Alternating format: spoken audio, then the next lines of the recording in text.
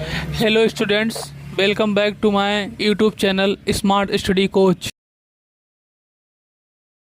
Hello students, welcome back to my YouTube channel smart study coach.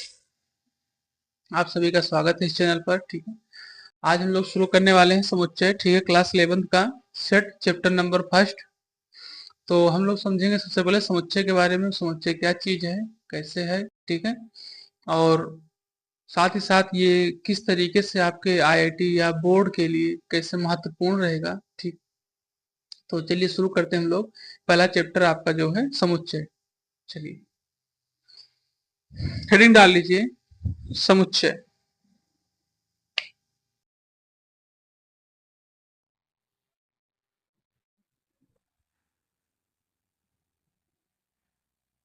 ये आपका first chapter है, ठीक है, सेट इसको कहते हैं, सेट्स। ठीक है, तो हम लोग शुरू करते हैं यहाँ पर समुच्चय के बारे में। क्या है ये चीज, इस चैप्टर में क्या चीजें हैं। अब अगर देखा जाए आज के समय में, ठीक है, आज के समय में अगर हम लोग देखें तो समुच्चय यानी कि जो सेट है एक तरीके से आधुनिक गणित के लिए बहुत ही महत्वपूर्ण रखता है, बहुत महत्वपूर्ण स्थान रखता है। ठीक, जैसे आपका जो सेट है ये समुच्चय, ठीक है, तो यहाँ पर ये जो चैप्टर है ये एक तरीके से बहुत ही महत्वपूर्ण क्या रखता है, ये आधुनिक गणित के लिए बहुत महत्वपूर्ण मतलब एक तरीके से कार्य करता है। और ये भी गणित की शाखाओं में से एक शाखा है जिसको सेट कहा जाता है। ठीक, ये गणित की शाखाओं में से ही एक शाखा है और ये हमारे आज के गणित, आधुनिक गणित के लिए बहुत ही महत्वपूर्ण है। हम लोग ये जानेंगे सबसे पहले कि इसकी खोज किसने की, इसके बारे में बताया क्या, और एक चीज और, हाँ पहले ये जानेंगे फिर समझेंगे इसके प्रयोग के बारे में। ठीक है, तो सबसे पहले चीज यहाँ बताया जाता है, इसकी खोज जो थी वो कौन की, किन्होंने की थी, जर्मन वैज्ञानिक,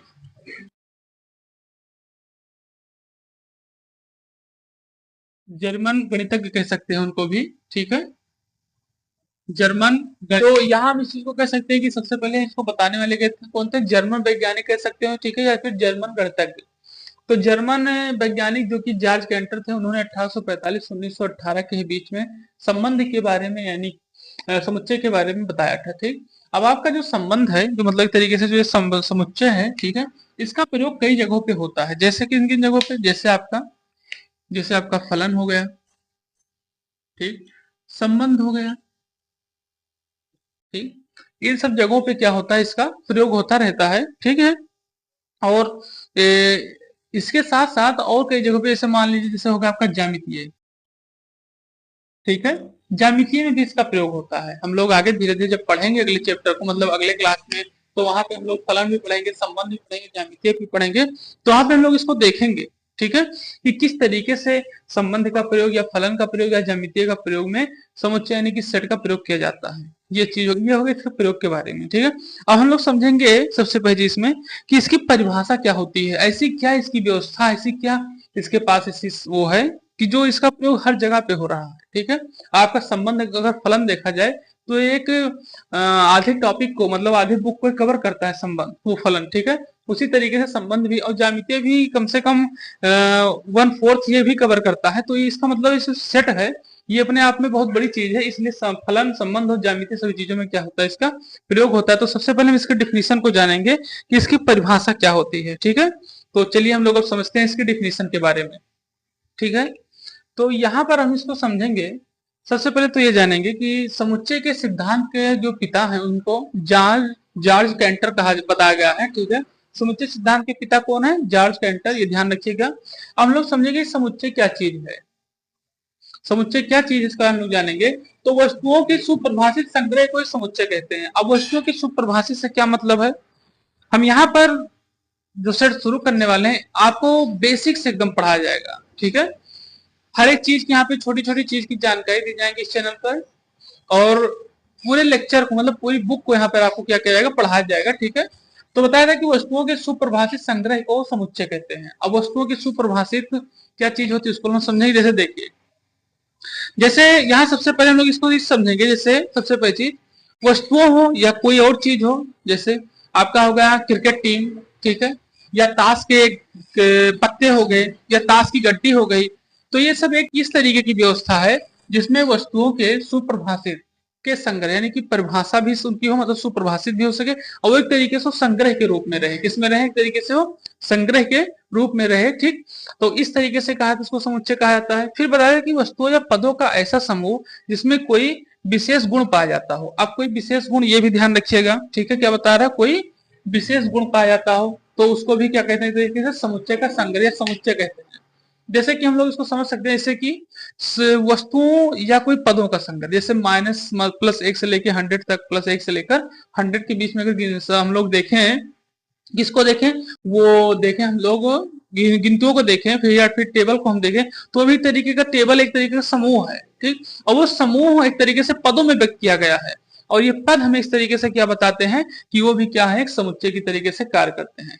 तो यहाँ हम बताया सकता है इस चीज को कि जो समूह के रूप में रहे, और समूह के रूप में रहे, ठीक, लेकिन साथ साथ उसकी कोई ना कोई विशेषता हो, ठीक, और या फिर कोई चीज पदों के रूप में रहे, ठीक, लेकिन उसकी भी कोई ना कोई क्या हो, विशेषता हो। जैसे यहाँ पे बताया गया कि सुपरिभाषित संग्रह के रूप को समुच्चय कहते हैं, या वस्तुएं पदों के ऐसे समूह जिनमें कोई विशेष गुण पाया जाता हो, समुच्चय कहते हैं। ये चीज हो गई। अब इसके हम कुछ एग्जाम्पल देखेंगे तो आपको और समझ में आएगा। जैसे देखिए, जैसे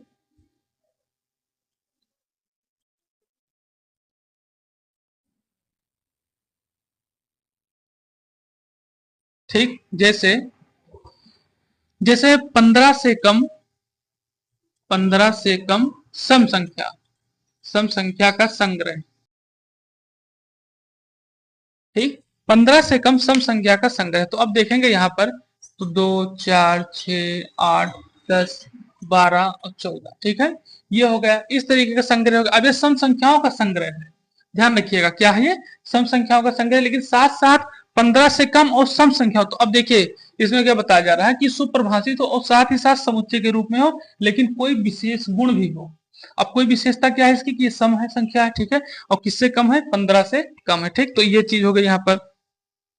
अब हम लोग और समझेंगे, जैसे जैसे वाबेल का संग्रह, वाबेल का संग्रह। अब अगर हम लोग देखें वाबेल का संग्रह, तो यहाँ क्या बताया जाता है, जैसे वाबेल का संग्रह AEIOU, ठीक, ये हो गया वाबेल का संग्रह, ठीक। तो इस तरीके से इसको हम बता सकते हैं कि कोई विशेष गुण हो, ठीक, और साथ ही साथ वो क्या करता हो, उसके अंदर कोई विशेष गुण हो, और एक तरीके से संग्रह करता हो चीजों को। एक दो शब्द की बात नहीं है, एक दो पद की बात नहीं, यहाँ पर कई पदों की बात की जा रही है, कई पद हो, ठीक है, और साथ ही साथ वो क्या करते हो, चीजों को संग्रह के रूप में कार्य करते हो, ठीक। तो उसको हम लोग क्या कहते हैं, समुच्चय कहते हैं। अब इसको आप नोट कर लीजिए, और जो आपको इसमें समझ में ना आया हो, ठीक है, उसको आप कमेंट करिएगा, फिर से बताया जाएगा, ठीक। इसको आप नोट कर लीजिए पहले।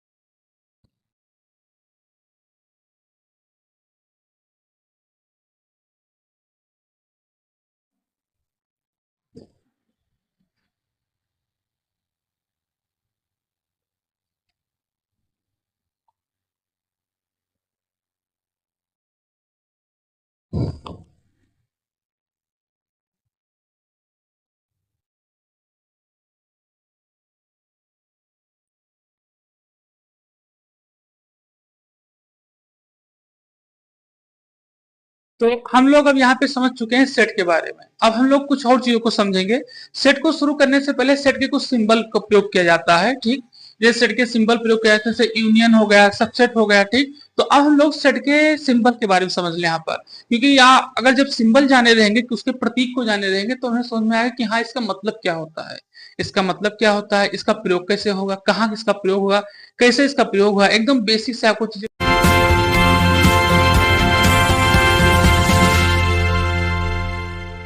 चैनल को लाइक करें, शेयर करें, सब्सक्राइब करें, कमेंट करें और फॉलो करें।